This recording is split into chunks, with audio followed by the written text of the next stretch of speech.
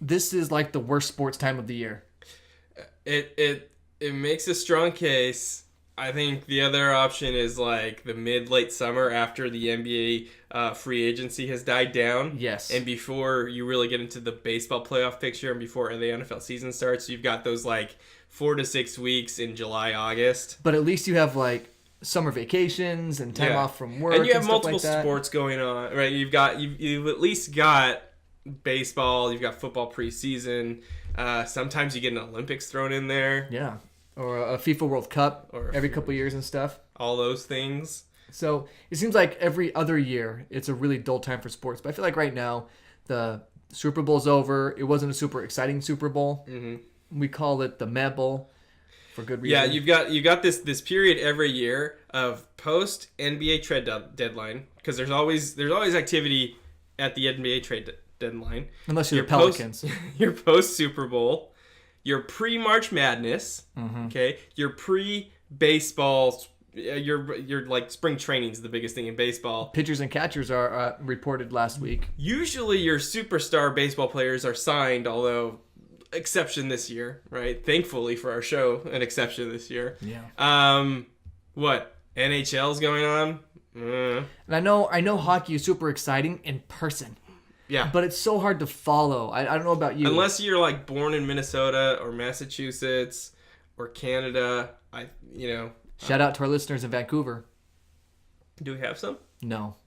But I imagine if we get some later, they'll listen When they back come and back and appreciate listen to this, thank you. Yeah, they'll appreciate it. And you've obviously got basketball, but it's such a long season that it's hard to get super excited about February basketball. And right now, it's the All-Star break. So we just watched the All-Star game and stuff, and I used to get super excited about All-Star weekend in the NBA. It was my favorite. For me, it was the Home Run Derby. The MLB All-Star game was always okay, especially when I knew all the players. It was more entertaining when I was younger. But then the 3-point contest and the dunk contest were like one of my favorite sports things of the year. And then the All-Star game would be cool because you get to see all these people doing that, and I don't know what that was. Vince Carter. It's over. And then, so you get cool moments like that. Like this year, it was cool. But I don't have to sit there and watch all the bad dunks in the dunk contest. I don't have to watch all the bad 3-point shooting contests. I can just watch it on Twitter or YouTube later.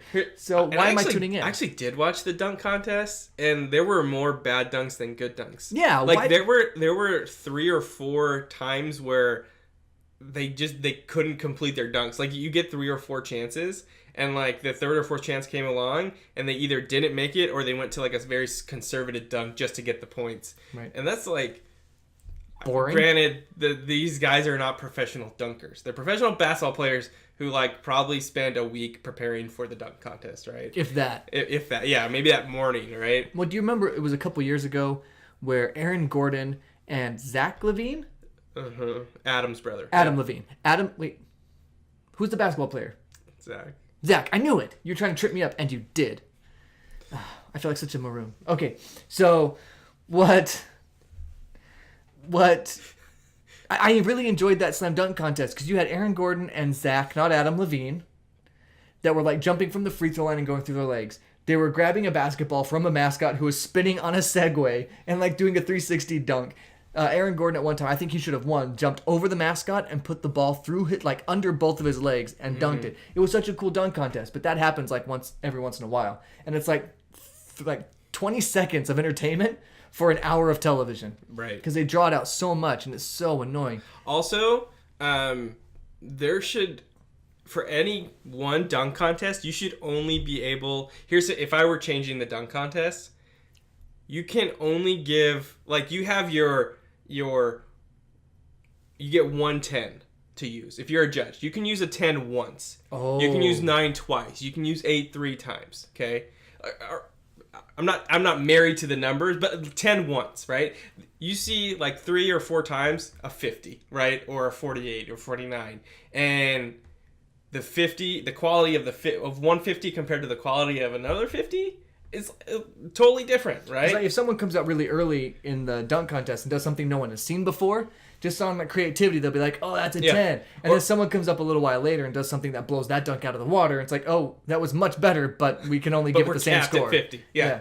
And anytime someone dunks from the free throw line, automatic 50. Like, it was cool once, twice. It was cool when Brent Barry did it because no one expected that. I mean, I think we all understand why. Why? Have you ever heard of a guy named Brent dunking from the free throw line? Have you ever heard of a guy named Brent dunking? Very true. So I would modify it so that you can't just give a 10 every time, or you can't give a 9 every time, right? Like, you should only have a certain number of 10s, 9s, 8s, 7s. What if you only had a certain amount of points to give out?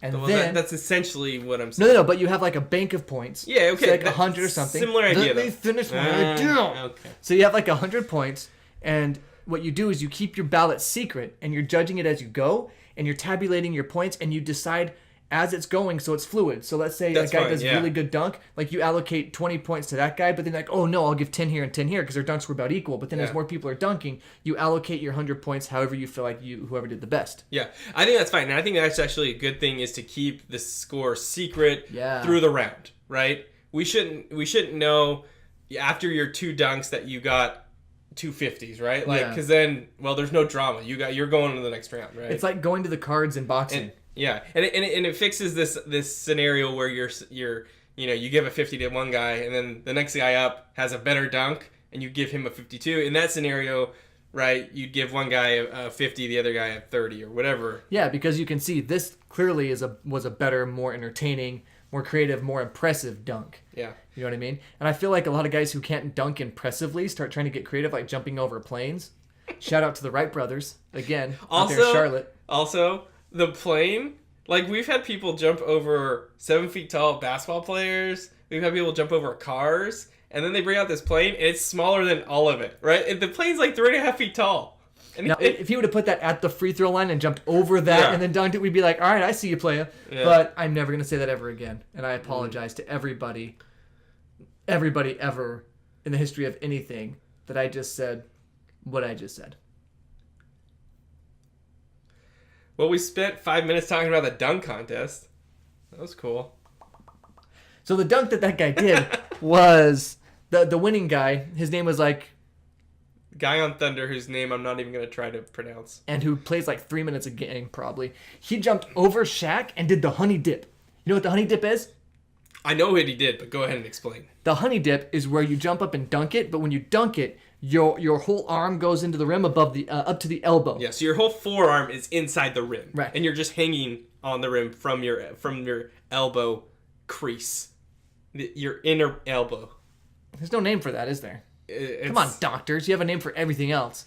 So he jumped over Shaq and then put his elbow in the rim. So Vince Carter did that years ago when he won the dunk contest, and he just did it without jumping over anybody. This guy was like, okay, that was cool, Vince Carter. Now let me jump over Shaq. That was a pretty cool dunk. Yeah, that was cool. So, I mean, but other than that, when it comes to like All-Star games and even like the Pro Bowl, the MLB All-Star game, I just don't have any interest in it anymore. They made the Home Run Derby pretty exciting this last year, and that was cool, but I'm not going to sit through the entire thing. I don't know if it's just that my sports attention span has gotten smaller, or if I'm just less impressed with seeing these guys do it because I've been seeing it for longer. I just don't know what's going on there. I just think it's the stakes, right? There's not that the stakes aren't high enough, right?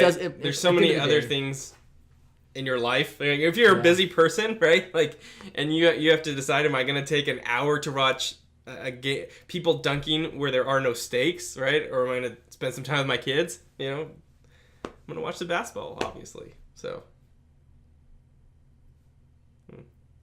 no, but 3-point contest. Some dude named Harris won. He beat Steph Curry. Is he from Brooklyn? Yeah. Somehow Curry did put up a 27 though, which is cool. And that's all I have to say about that. Yeah. And then Team LeBron won the actual All-Star game. The All-Tamper team won? Yeah, All-Tamper team won. Cool. They beat Team Giannis. It was a good game, actually. So I did watch it. And there was no defense up until about halfway through the third quarter. Which is about half a quarter more. And then there was like a minimal amount of defense, but enough that you you could tell that they cared about who was gonna win, right? And it almost felt. And I saw someone tweeted something like this. Maybe it was that one football guy that you follow a lot, the Irish dude. Yeah, Cian. Cian, not Cian. Yeah, it's Cian Fahey. Okay. You read it Cian Fahey, didn't you? It may have been him, may have been someone else, but tweeted like, this is where, you know, you like the big brother is playing with the little brother, and they're like, okay, I'm gonna win now, right? Yeah. Like Team LeBron was down like the whole game, and then like end of the third quarter, they're like, okay, we're gonna win now, right? And when you've got LeBron, KD, James Harden, Klay Thompson, whoever else they had, that's about all you need, right? Yeah, the all-Tampa team was pretty good. Anthony Davis. Yeah. So my dad could do that. My dad could do that with racquetball. He is so good at racquetball that he would say, how many points do you want? Yeah. And I'd be like, just give me 5. And he'd be like, I'll give you 14. When you play racquetball, you play the games of 15. So my dad, if he wanted to, could spot me 14 points, let me serve first, and then beat me by 1.